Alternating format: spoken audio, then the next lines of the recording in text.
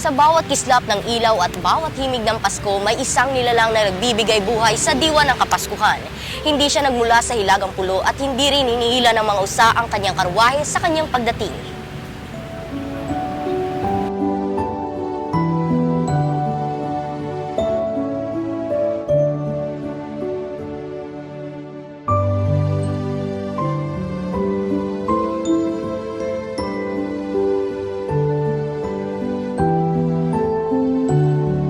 Sa Muntinlupa City, kilala ang isang pangkaraniwang lalaki na half Pinoy at half Spanish na handang ibigay ang sarili upang makapagpasaya ng maraming tao, partikular sa mga bata tuwing sasapit ang Disyembre bilang pagdiriwang ng Kapaskuhan.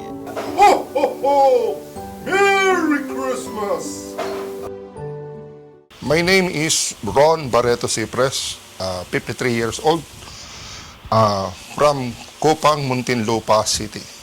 Nakalakihan ko na, kumbaga, naisip ko, may Santa Claus, lahat tayo, lahat ng Pilipino naman, hindi kompleto ang Pasko, isip natin kung wala si Santa Claus. May kumuha nga sa akin sa isang audition noong 2019.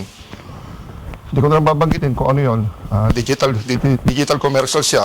Anong nangyari? Marami kami nag-audition, bali 14 kami na mukhang foreigner, gano'n. Pero wala sa isip ko na maging isang Santa Claus pa. Ngayon, sa 14 kami nag-audition, dalawa na lang kami natira. Ngayon, yung natira kaming dalawa, edi sa isip ko, ako na yon, siya na yon. Ngayon, may dumating na isang American na foreigner, talagang foreigner, American talaga siya, hindi siya Pilipino. Naka-complete suit na ng Santa. Ako, wala sa isip ko yun, kasi ang balbas ko noon, dito pa lang sa may harap, wala pa akong talagang balbas na, hindi ko inisip magpatubo. And then, wala pa akong buhok. Anong nangyari? Siya yung napili. Nasulot kaming dalawa. Ngayon sabi ko nga, sige, hindi para sa akin yun, para sa kanya.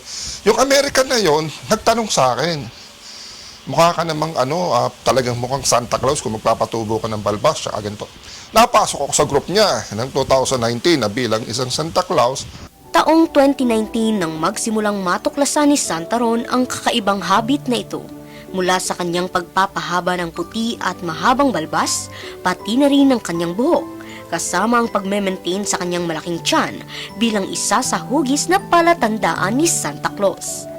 Ayon sa kanya, bahagi ito ng pagsasabuhay niya sa personalidad na ating kinagigiliwang katang-isip na si Santa Claus. Paglilinaw ni Santa Ron, hindi niya kailanman inasahang mangyayari ito at hindi rin niya ito pinilit. Sa halip, pakiramdam niya ay kusa itong ipinagkaloob ng Diyos upang maging instrumento at inspirasyon sa mga tao para gawing mas makabuluhan ng Pasko.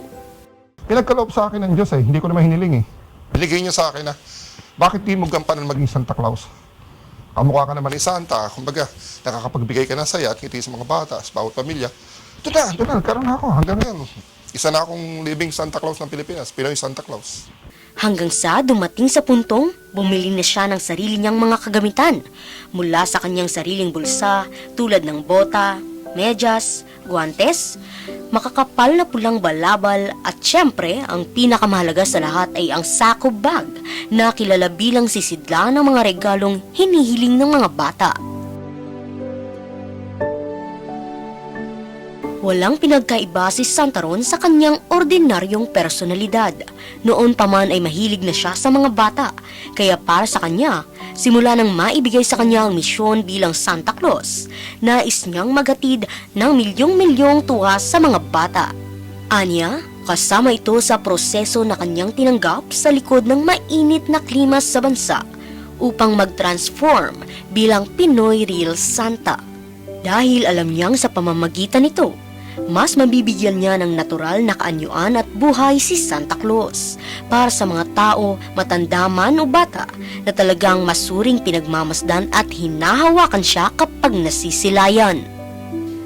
Mangiyak-ngiyak pa ngang ibinahagi ni Santa Ron na isa sa mga nakakaiyak na kahilingan na hiniling ng mga bata ay ang makasama ang buong pamilya bukod sa mga materyales na bagay. Yung iba, hindi material na bagay ang hinihingi. Ang hinihingi nila, makasama lang nila kanilang magulang. Yung napapano ko, nakasakit. Kasama na yung parents nila. Ang bata ngayon, puro material. At gadgets, Pero, karamihan sa bata ngayon, naisip pa rin pamilya. Kamakailan lamang, kusang ibinigay ni Santa Ron ang kanyang sarili sa opening ng Christmas lighting sa munisipyo ng Muntinlupa City. Hindi umano siya inimbitahan ng munisipyo, ngunit kusa niya itong pinuntahan ng libre dahil naniniwala siyang hindi kompleto ang Pasko kung wala si Santa. Anya, kahit mapagod, mainit sa loob ng katawan ang kanyang kasuotan at taktak na ang mga butil ng pawis, ay masaya siyang nakikihalubilo sa mga tao. Saad pa ni Santa Ron, kahit kaliwat kanan ang yumayakap at nagpapalitrato'y hindi niya iniinda ang pagod dahil ang tanging hangad niya lamang ay makapagbigay ng serbisyo at kasiyahan sa bawat individual na gustong maramdaman ang diwa ng Pasko. Sa lugar din namin, opening lights Christmas tree ng munisipyo ng Muntinlupa City. Hindi nila ako na-invite pero ibinigay ko ang sarili ko. Para bang sabi ko, hindi kompleto ang Pasko kung wala si Santa Claus eh. At dahil tiga rito naman ako sa Muntinlupa, ibinigay ko yung sarili ko na kahit pagkuguluhan ako ng tao, nagpa-picture sa akin o sino-sino, hindi ko pinaparamdam sa kanila na napapagod ako. Basta nakapagbigay ako ng saya. Hindi, marami nagpa-picture, talagang kagulo tao. Sabi, oy, totoo pala si Santa, buhay si Santa, gano'n. Kasi may nakatayong statue eh. Sabi ko, hindi lang ako nagkasalita o nakibo, basta pa-picture okay. Binigay ko, pinakita ko doon sa bayan ko na eto ang One Pinoy Santa Claus sa taga Muntinlupa City. Ngunit sa likod ng kanyang masiglang ho-ho-ho, may isang tanong na bihirang itanong. Kung lahat ay kaniyang pinapasaya, sino naman ang nagpapasaya kay Santa Ron?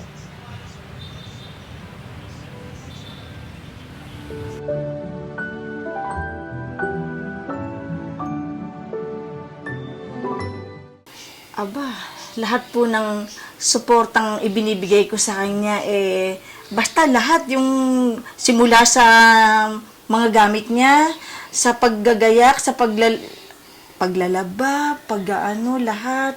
Yung pag mag-e-events kami, kailangan maayos yung suot niya. Yung tinitingnan ko palagi siya kasi nga mahirap eh. Gusto ko nakaharap siya sa tao as in, mabango, malinis, maayos yung suot niya. Kailangan presentable siya sa lahat ng tao.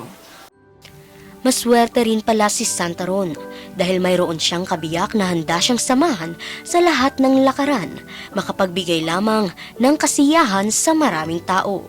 Kanya itong tinutulungan mula sa paglaba, pagsusuot ng balabal, magayos, pagbibihis, at kung ano-ano pang preparasyon. Bilang asawa at bilang PA bodyguard, gusto kong maipadama niya talaga sa lahat ng mga tao yung pagiging Santa Claus niya. Yung, maano naman siya, talagang bigay talaga yung ano naman niya. Kaya, wala na akong maano. Yung pagmamahal niya sa mga tao, sa mga bata, andun, lalo sa akin. Pumapag-ibig din pala si Santa Ron.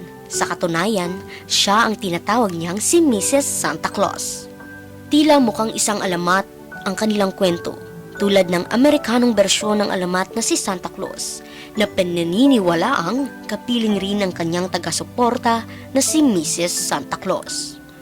Para kay Santa Ron at sa kanyang kabiyak na si Mrs. Santa Claus, ito rin ang dahilan kung bakit pinatibay ang kanilang pagsasama at pagmamahalan.